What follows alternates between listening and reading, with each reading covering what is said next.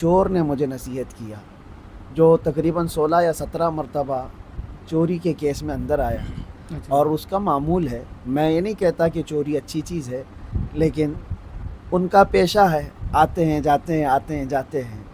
तो उसने मुझसे ये कहा था कि हम इतनी मरतबा जेल आए गए, लेकिन चोरी छूटती नहीं है, और आप एक बार जेल आकर के हक बात बोलना मत छोड़ना। क्या बात है, माशाअल्लाह। तो ये बात हमें दिल पे लगी, और अच्छी बात है कि हम कोई ऐसा गुनाह करके या क्राइम करके तो नहीं आए थे।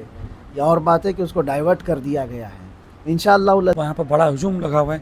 अस्सलाम वालेकुम सलमान वालेकुम अस्सलाम व रहमतुल्लाहि ताला व बरकातुहू। साहब। सलमान साहब, क्या कहना चाहोगे आप? 8.5 महीना आपको जो है बंदिश में रखा गया। अल्हम्दुलिल्लाह मुझे इस बात का इत्मीनान है कि हमने ना कभी कोई गलत किया था और न ही गलत बोला था। आज भी हम उस बात पर कायम हैं। 8.5 महीने की कैद क्या, 8.5 साल की कैद के बाद भी यही बात रहेगी कि जो हक़ बात है वो हम अलल ऐलान करेंगे।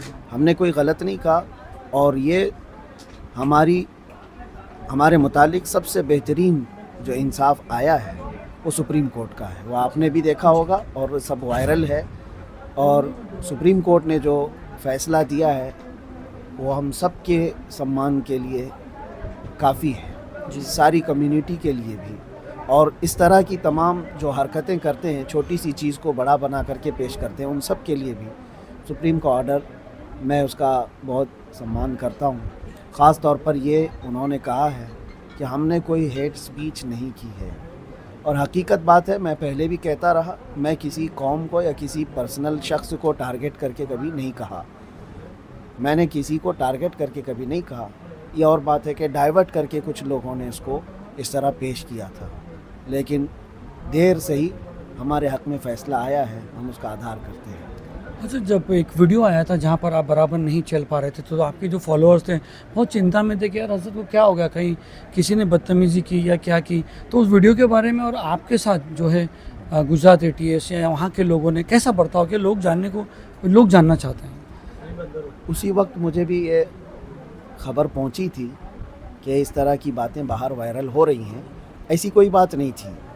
मुसलसल मैं सफ़र में था, और आप देख रहे हैं एक केस के बाद दूसरा, दूसरे के बाद तीसरा, इन्होंने सांस तक लेने नहीं दिया। एक जगह FIR किया, यहाँ बेल हुई, दूसरी जगह किया, वहाँ बेल हुई, तीसरी जगह किया। तो मैं मुसलसल सफ़र में था, और वो जिस वक्त की वीडियो वायरल थी, वो करीब मैं तकरीबन 9 घंटा बैठ कर के सफ़र करके रात 3 बजे पहुंचा। सख्त ठंडियों के दिन थे, और रात भर सोया नहीं सुबह तक। और फिर इन्वेस्टिगेशन भी हुई। उसके बाद कोर्ट में जब हाजिर किए सुबह 10-11 बजे, मुझे मेरे बैक पेन का मसला है, और आज से नहीं 4-5 साल से मुसलसल सफ़र की वजह से मेरे पीठ में, कमर में दर्द है, और वो ठंडियों में बढ़ जाता है, जिसकी वजह से वहाँ पर भी ये दर्द शिद्दत का हो गया था। जबकि पुलिस वालों ने मुझे हॉस्पिटल भी दिखाया, और उसके बाद कोर्ट में पेशी की, और उसके बाद ये दर्द जो है काफ़ी दिनों तक रहा, और अभी भी थोड़ा बहुत रहता है। तो वो मेरे अपने दर्द की वजह से हो सकता है उस वक्त मेरे चलने में फ़र्क महसूस किया हो, वरना बदतमीज़ी इस तरह की कहीं नहीं हुई है। जिस तरह से आपको ये बॉम्बे से घाटकोपर से लेके गए थे और यहाँ से लेके गए वहाँ तक, उसके बाद तक 8 महीने तक पुलिस कस्टडी, इन्वेस्टिगेशन, ATS, क्या बर्ताव रहा उनका आपका, तो मतलब कैसा रहा?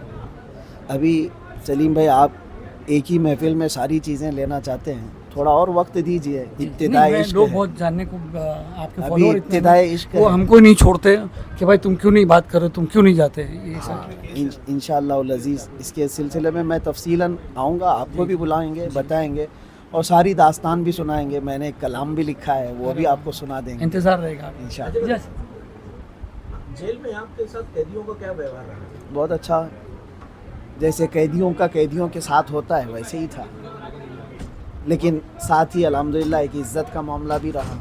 इज्जत। हाँ, ये और बात है कि आप में से अगर किसी का कोई टच है या कोई ताल्लुक़ है, तो वहाँ जा कर के मालूम भी कर सकते हैं कि वो चाहे हिंदू हों कि मुस्लिम हों, सबके साथ हमारे अच्छे ताल्लुक़ात थे, और सब इज़्ज़त करते थे, और सब साथ में रहे। कभी 8 महीनों में कोई ऐसा खलफशार नहीं हुआ, और कोई वहाँ ऐसे इंतशार की बात नहीं आई।